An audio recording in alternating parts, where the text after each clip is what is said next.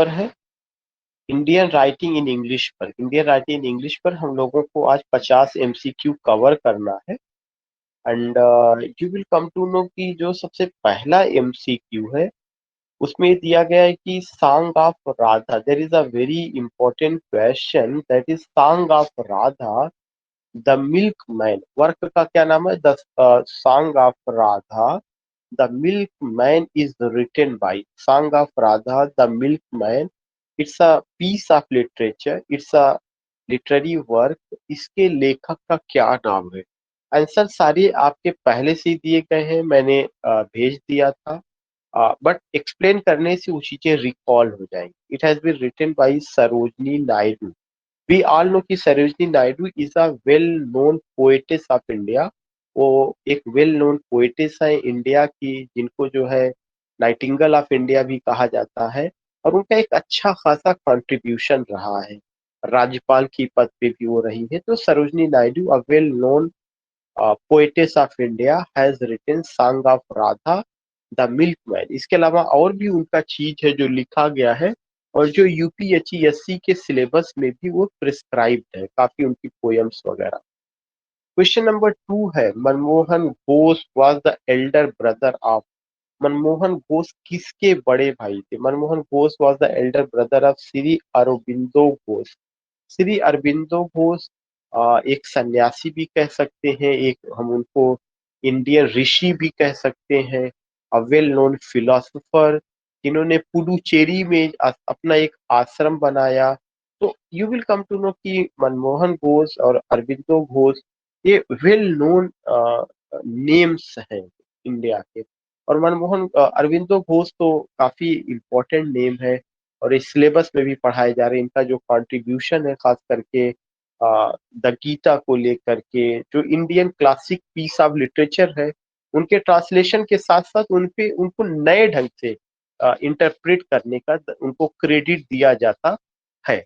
और इसके अलावा उनका अपना जो contribution as a freedom fighter था, एज अ फिलोसोफर रहा है, और जो इंडियन फिलोसफी को रिवाइव करना का क्रेडिट दिया जाता है, all the credit goes to this Shri Aurobindo Ghosh. तो मनमोहन घोष किसके बड़े भाई थे? अरबिंदो घोष के। क्वेश्चन नंबर 3 है, name the poet who compose the ancient legends and ballads. से कई बार पूछा जा चुका है कि उस पोएट का नाम बताइए जिन्होंने ancient legends and ballads of Hindustan नाम के का वर्क कंपोज किया। Ancient legends and ballads of Hindustan Toru Dutt का है। तोरू दत्त भी एक वेल नोन पोएटेस रही हैं और इससे रिलेटेड काफी कुछ हम लोगों ने पढ़ा है।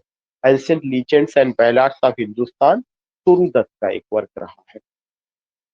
अ क्रिटिक सेड, एक क्रिटिक ने कहा that Toru Dutt was a classic writer. Toru Dutt एक क्लासिक राइटर थी who placed her country and was the first to do so on the international map of letters. Who was the critic? उस critic का क्या नाम था? क्रिटिक ने क्या कहा? क्रिटिक ने कहा कि तोरू दत्त एक क्लासिक राइटर है जिन्होंने अपनी कंट्री को एक तरह से वो स्थापित, और ऐसा करने वाली वो पहली एक इंटरनेशनल मैप ऑफ लेटर्स रही है। पहली जो है वेल नोन एक तरह से कहा जाए कि राइटर रही है। तो ये बात जो तोरू दत्त के बारे में कहा गया है, उस क्रिटिक का क्या नाम है?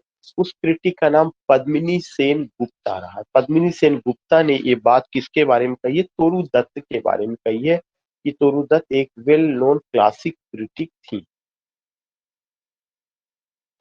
Who among the following poets was influenced by Kabir. इनमें से कौन से वो पोएट थे जो कबीर के द्वारा प्रभावित थे? And rendered some of his verses into English, और उन्होंने कुछ वर्सेस जो है क्या किया, उनका लिया और उसको इंग्लिश में भी लिखा या ट्रांसलेट किया। And rendered some of his verses into English, that was Rabindranath Tagore. We know कि he got Nobel prize for literature in 1913 for Gitanjali, Gitanjali के लिए। और ज्यादातर उनका जो वर्क है वो जो है आपका बंगाली में रहा है, लेकिन उनकी उतनी ही होल्ड इंग्लिश पर भी रही है। तो कबीर से प्रभावित होने वाले जो यहाँ पे लिस्ट दिया गया राइटरों में, उसमें रविन्द्रनाथ टैगोर रहे। Identify the correct group of poets who were influenced by Tagore's mysticism and poetry. कह रहे वो कौन सा करेक्ट ग्रुप ऑफ पोएट्स है जो टैगोर के मिस्टिसिज्म से और उनकी पोइट्री से प्रभावित थे। उनका क्या नाम है? Hart Crane, Ezra Pound. Hart Crane और Ezra Pound. Ezra Pound 20th century के वेल नोन राइटर रहे हैं, और जो एजरा पाउंड थे वो जो है टीएस एलियट भी एजरा पाउंड से बहुत प्रभावित थे, लेकिन एजरा पाउंड रविन्द्रनाथ टैगोर से बहुत प्रभावित थे, खास करके मिस्टिसिज्म को लेकर के। नेक्स्ट क्वेश्चन है, इन 1913 1913 में Tagore was awarded the Nobel prize for literature for the English translation of. वह क्या था? ये हम सबको पता है कि 1913 में टैगोर को जो है नोबेल प्राइज मिला हुआ था लिटरेचर के लिए। वो क्या था? वो द गीतांजलि था। द गीतांजलि के लिए उनको मिला हुआ। Savitri an epic. सावित्री एक एपिक है जो कि किसमें लिखा गया है? ब्लैंक वर्स में लिखा गया है। इसके राइटर का नाम सावित्री एन एपिक। सावित्री एक एपिक है जो कि किसमें लिखा गया है? ब्लैंक वर्स में लिखा गया है। उसके राइटर का क्या नाम है? श्री अरबिंदो। श्री अरबिंदो जो है, इन्होंने सावित्री नाम का एपिक लिखा जो कि ब्लैंक वर्स में लिखा गया है। नेक्स्ट क्वेश्चन है, who is the first celebrated poet in Indian English poetry. ये कई बार पूछा जा चुका। When we were you can say कि practicing या when we were students and just participating as a student to crack UGC net examination, उसमें मुझे याद है उस समय की फर्स्ट पेपर ऑब्जेक्टिव होता था। फर्स्ट और सेकंड दोनों मिला करके ऑब्जेक्टिव, थर्ड पूरा डिस्क्रिप्टिव होता था। तो जो सब्जेक्ट का ऑब्जेक्टिव होता था उसमें ये क्वेश्चन 2 या 3 बार आ चुका था। हेनरी डी रोजियो को लेकर मैं बात कर रहा हूँ कि पहले वो पोएट थे। ऐसा कहा जाता है कि फर्स्ट इंडियन इंग्लिश पोएट कौन रहे थे? Henry Derozio, first Indian English poet. Next question है कि Nissim Ezekiel was the first Indian poet. Nissim Ezekiel पहले इंडियन पोएट थे to express a modern Indian sensibility, जिन्होंने इंडियन सेंसिबिलिटी को मॉडर्न ढंग से प्रस्तुत किया in modern idiom. Modern idiom में हु सेड, ये बात किसने कही है निसीम इज़िकील के बारे में? के एन दारूवाला। के एन दारूवाला ने ये बात कही है, किसके बारे में कही हुई है? निसीम इज़िकील के बारे में। तो निसीम इज़िकील क्या है? एक वेल नोन पोएट रहे हैं। जीव फैमिली से उनका जो बैकग्राउंड था वो जीविश फैमिली का था। वो पहले इंडियन, उनका क्या कहना था कि he was the first Indian poet, पहले इंडियन पोएट थे to express a modern Indian sensibility in modern idiom. ये बात के एन दारूवाला ने कहा है। किसके बारे में कहा है? निसीम इज़िकील के बारे में कहा है। क्वेश्चन नंबर 11 है, I regard myself as an Indian poet writing in English. किसने ये बात कही है कि मैं जब भी लिखता हूँ तो एक भारतीय कवि होने के नाते लिखता हूँ, या मैं अपनी पहचान एक भारतीय कवि के रूप में दिखाता हूँ इंटरनेशनल प्लेटफॉर्म पे। ये बात किसने कही? Who said these words about his own poetry. अपनी कविता के बारे में, अपनी पोइट्री के बारे में ये बात किसने कही? निसीम इज़िकील ने कही है। उनका क्या कोटेशन है? I regard myself as an Indian poet writing in English. Question number 12 है, K N Daruwalla was awarded the Sahitya Akademi award. K N Daruwalla को साहित्य अकेडमी अवार्ड दिया गया था फॉर इन 1984 1984 में उनको दिया गया था। के एन दारूवाला को साहित्य अकेडमी अवार्ड 1984 में दिया गया था। और किस वर्क के लिए दिया गया था? वो कौन सा वर्क था? The keeper of the dead. तो के एन दारूवाला जो एक वेल नोन पोएट है, इंडियन पोएट है, ही गॉट साहित्य Akademi award in 1984 for his work the keeper of the dead. The keeper of the dead. Question number 13 है, a professor of physics. यानी physics के एक प्रोफेसर थे, टर्न्ड अ पोएट, वो एक पोएट भी हुए एट द एज ऑफ 40, 40 साल की उम्र में इन 1968 1968 ईस्वी में। Who is the poet? वो कौन से पोएट थे? जयंत महापात्रा। जयंत महापात्रा की ये थी कि वो प्रोफेसर ऑफ फिजिक्स थे। वो फिजिक्स के प्रोफेसर थे, लेकिन 40 साल की उम्र में 1968 ईस्वी में वो उनके अंदर शौक उत्पन्न हुआ कि ही should write poem या poetry, तो he turned as a poet at the age of 40। तो उस पोएट का क्या नाम था? जयंत महापात्रा, जो कि प्रोफेसर ऑफ फिजिक्स भी थे। Which of the Mahatma Gandhi's works is one of the imperishable classics of our time? कह रहे हैं कि महात्मा गांधी का वह कौन सा वर्क है जो हमारे समय का इम्पेरिशेबल क्लासिक है? इम्पेरिशेबल क्लासिक जिसे खत्म नहीं किया, जिसे पेरिश नहीं किया जा सकता, जिसे नष्ट नहीं किया जा सकता। Imperishable classics of our time, that is the story of my experiments with truth. Mahatma Gandhi की आत्मकथा। और महात्मा गांधी की कथा क्या है? माई एक्सपेरिमेंट्स विद ट्रुथ, ये महात्मा गांधी की आत्मकथा है। इसके अलावा उन्होंने हिंद स्वराज भी लिखा हुआ है, वो भी बहुत ही फेमस है।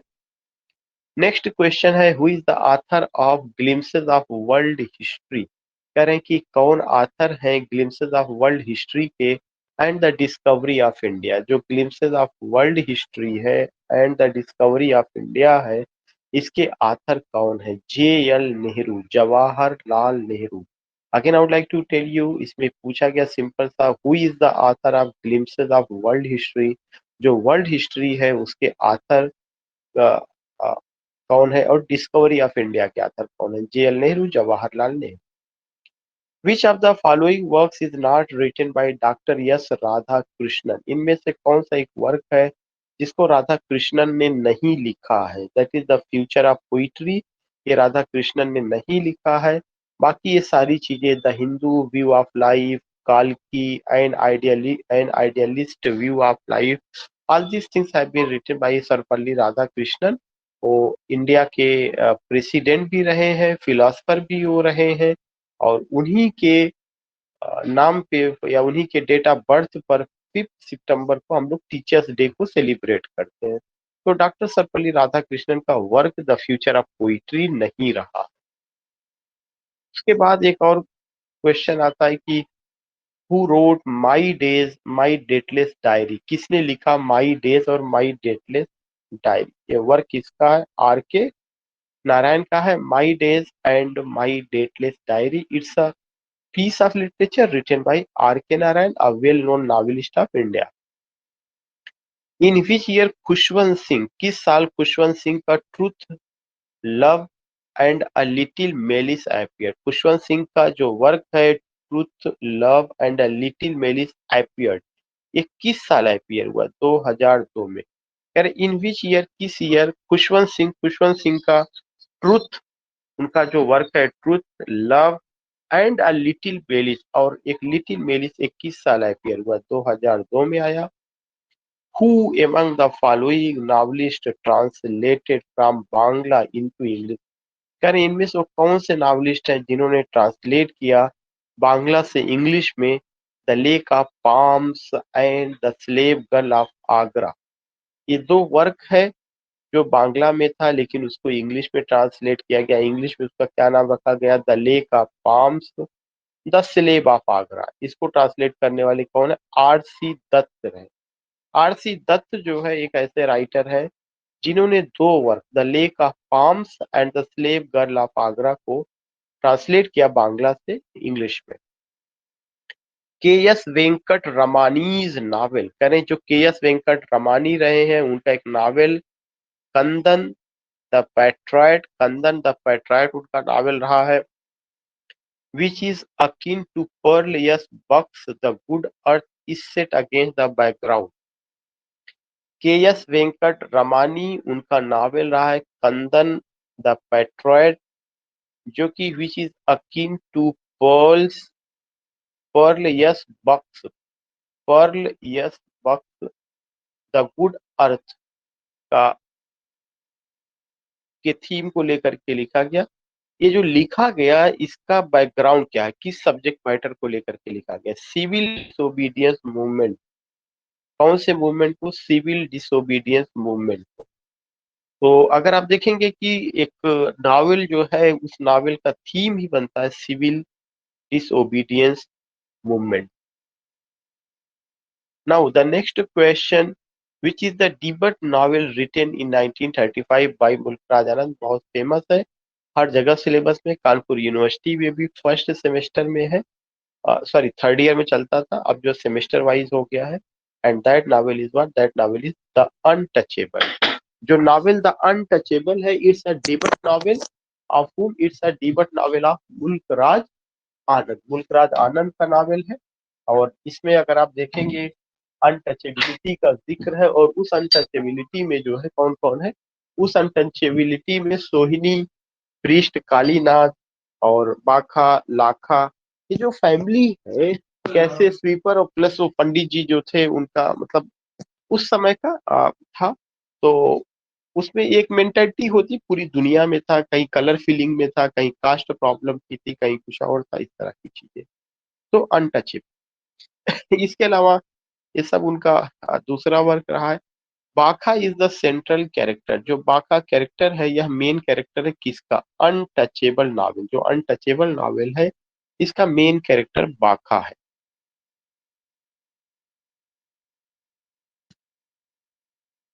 श्वेता इज राइटिंग की वॉइस नहीं आ रही क्या, can anyone tell me, are you getting my voice? Jagriti is writing की क्लियर है?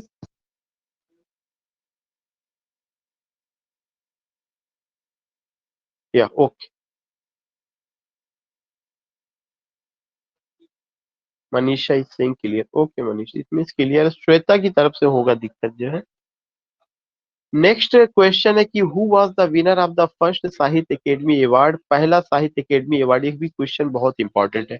पहला साहित्य अकेडमी अवार्ड किसे मिला, आर के नारायण को मिला है। नेक्स्ट क्वेश्चन है कि मुल्क Raj Anand was awarded the Sahitya Akademi award. मुल्क राज आनंद को साहित्य अकेडमी अवार्ड कब मिला, किस वर्क के लिए मिला है, मॉर्निंग फेस के लिए। पहला साहित्य अकेडमी अवार्ड किसे मिला था, आर के नारायण को मिला था। आर के नारायण का याद होगा द गाइड जो वर्क रहा है। मुल्कराज आनंद को जो साहित्य अकेडमी अवार्ड मिला, किसके लिए मिला, मॉर्निंग फेस के लिए मिला है। Who among the following novelist Pioneer the regional novel in the Indian English novel. कह रहे हैं कि वो कौन से नॉवलिस्ट हैं जिन्होंने इंडिया में रीजनल रीजनल नावल में पाइनियर माने जाते हैं। रीजनल नावल एक तरह का नावल है जिसमें पार्टिकुलर रीजन को लेकर के उसकी सेटिंग होती है।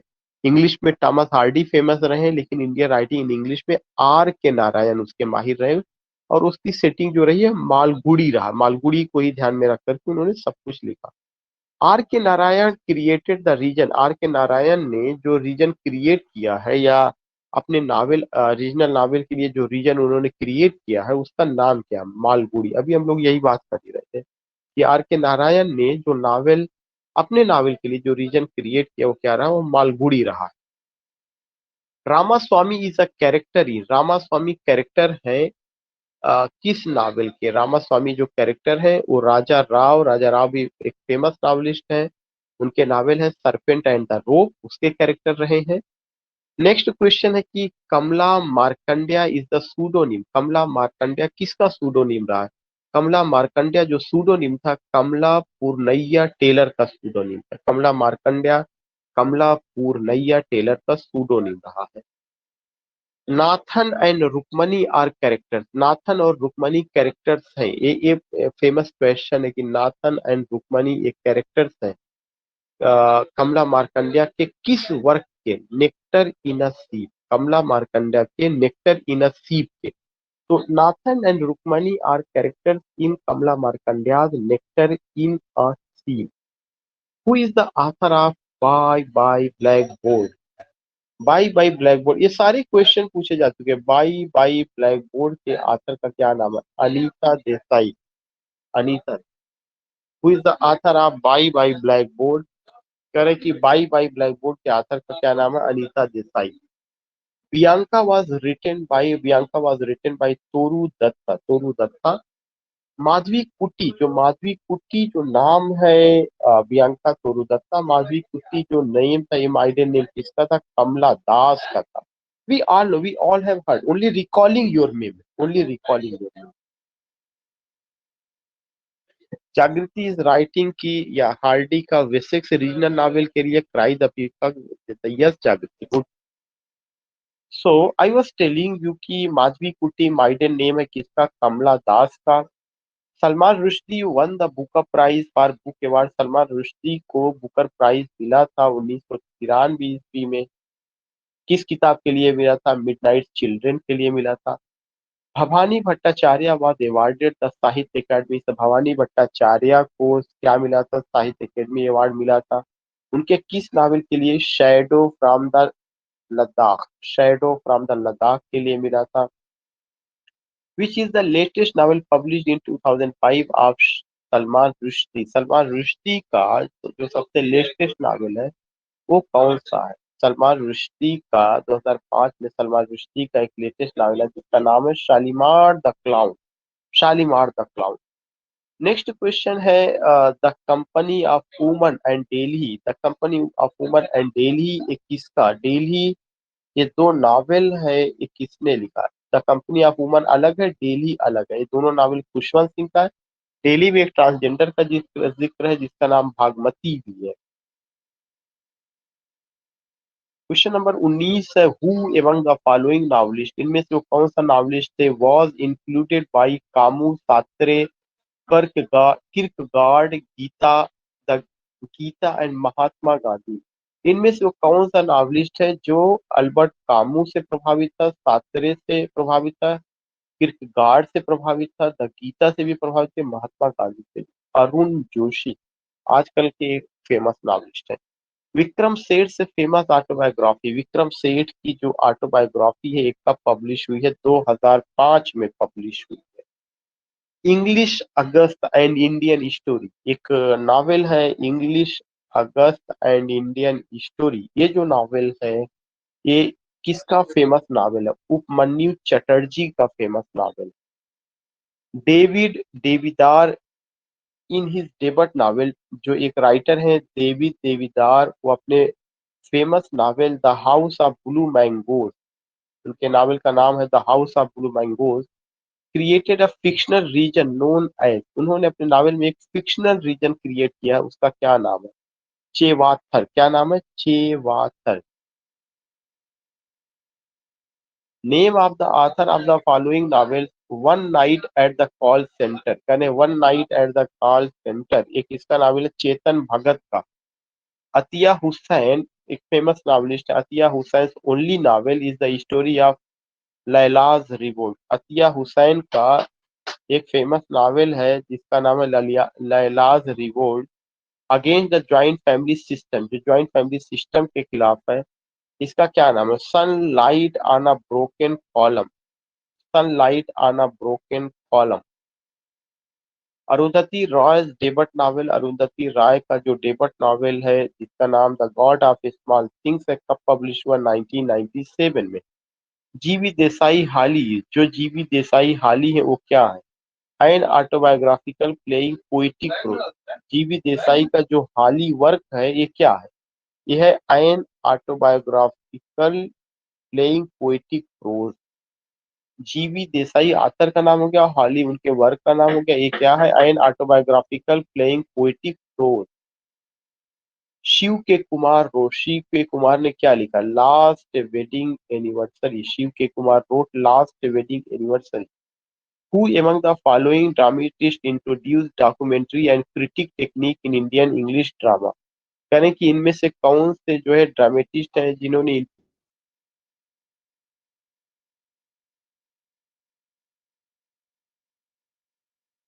among the following dramatists introduced documentary and critic किसने इंट्रोड्यूस किया? आसिफ करीम बॉयल। आसिफ करीम बॉयल। गिरीश कर्नाड एक राइटर हैं, उनके नाम उनका वर्क है तुगलक टेल दंडा। ये क्या है? ये हिस्टोरिकल प्लेज है।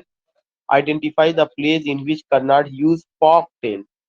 कर्नाड ने फॉक टेल्स का यूज किसमें किया? हायवदना नागमंडला। ये उनका वर्क है हायवदना एंड नागमंडला में उन्होंने ये चीज यूज किया। And last question, Mahesh Dattani got the Sahitya Akademi award. Mahesh Dattani को साहित्य अकेडमी अवार्ड मिला 1998 ईस्वी में। उसका क्या नाम रहा? Final solution. That was the final solution. So I have done today 50 question.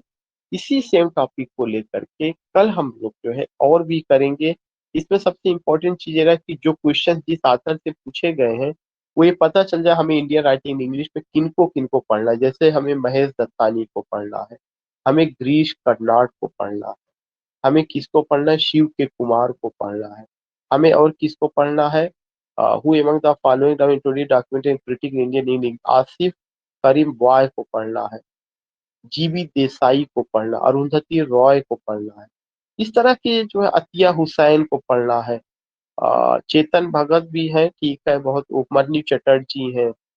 इसके अलावा हमें अरुण जोशी को पढ़ना है, और हमें किसको पढ़ना है, हमें सलमान रुश्दी को पढ़ना, खुशवंत सिंह को पढ़ना है, और भवानी भट्टाचार्य को पढ़ना है, और हमें कमला दास को पढ़ना है, हमें अनीता देसाई को पढ़ना है,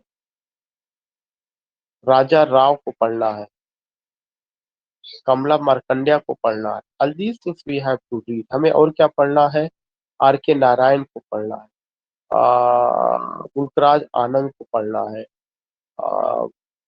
अनटचेबल बाघा तो वही चल रहा है, आरसी दत्त को पढ़ना है, के एस वेंकट रमानी को पढ़ना है, आर के नारायण को पढ़ना है, जवाहरलाल नेहरू को पढ़ना है, जयंत महापात्रा को पढ़ना है, महात्मा गांधी को, निसीम इज़्ज़ीकील को पढ़ना है, और हेनरी डिरोजियो को, के एन दारूवाला को, और रविन्द्रनाथ टैगोर को, अरविंदो घोष को, इन सबको पढ़ना, तोरू दत्त को पढ़ना, पद्मिनी सेन गुप्ता थोड़ा सा क्रिटिकल, सरोजनी नायडू, श्री अरविंदो को। तो आई जस्ट टोल्ड यू हमें क्या क्या पढ़ना, क्या इनके। तो thanks for joining this session, thanks Manisha, thanks जागृति, श्वेता, शुभम, थैंक्स ऑल।